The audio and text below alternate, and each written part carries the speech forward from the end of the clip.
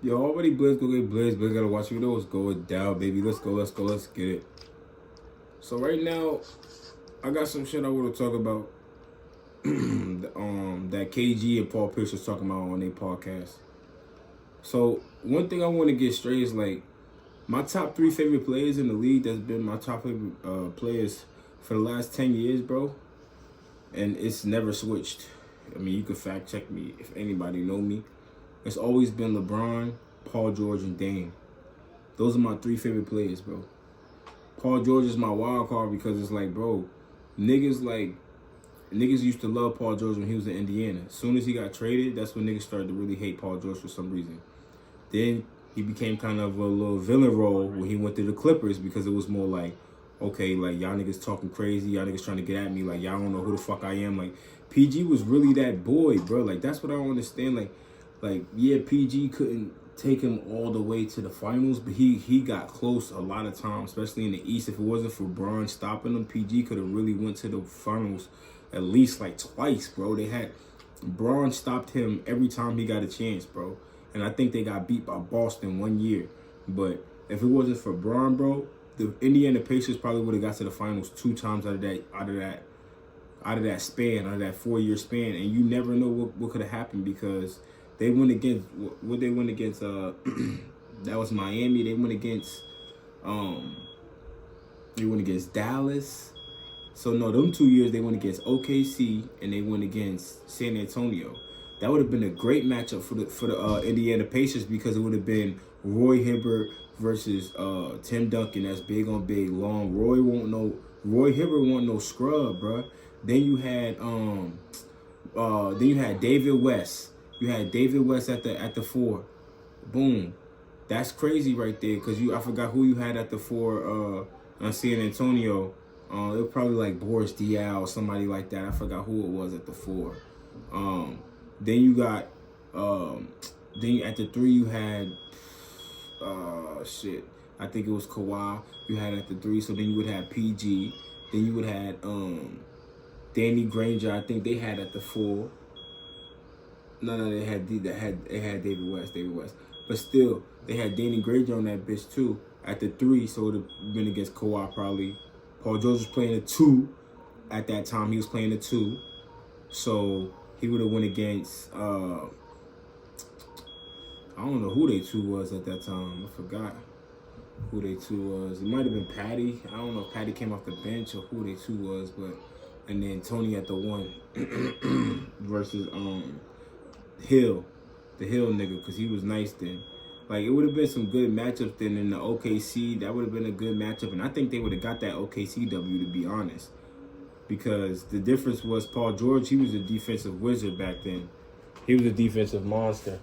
So, at that time, you know what I'm saying, it was like, okay, he could have probably put the clamps on KD. You never knew, you know what I'm saying?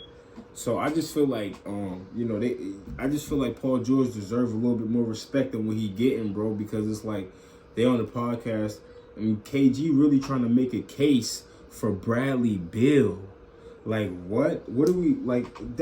If there's one player that I really never ever liked in NBA, not NBA history, but like this new league, bro, is motherfucking hold on right fast, jeez. Got you shoes.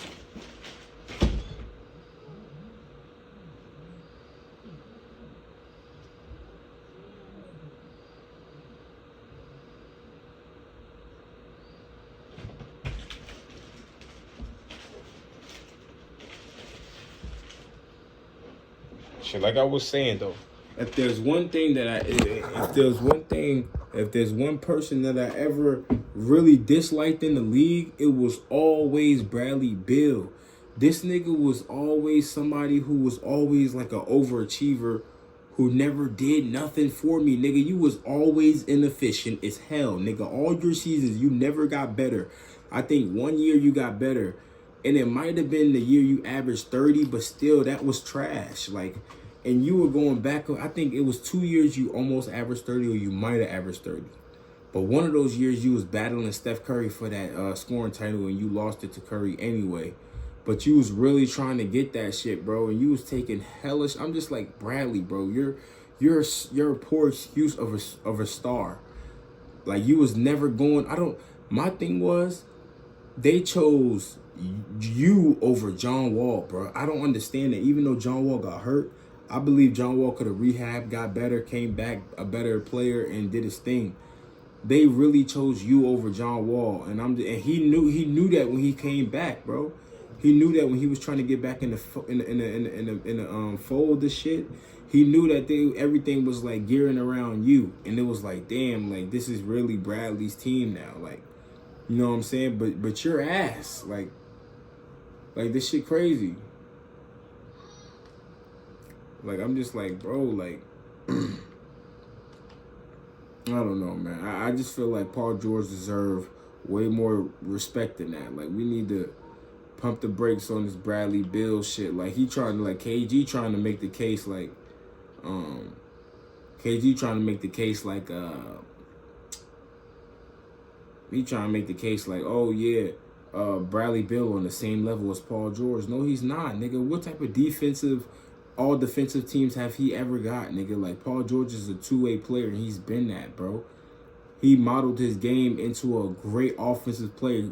Paul George is the smoothest player in the league. Any other player in the league will tell you that, bro. He's the smoothest player in the league, bro.